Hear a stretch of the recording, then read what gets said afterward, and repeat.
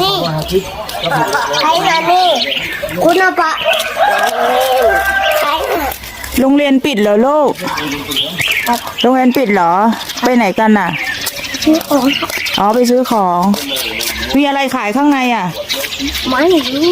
มีขนมไหมอ่ะ ครับ มีข้าวไหม อยู่ตรงนู้นเถอะ อ๋อต้องเดินไปตรงนู้นเหรอต้องเดินไปข้างในเนี้ยเหรอ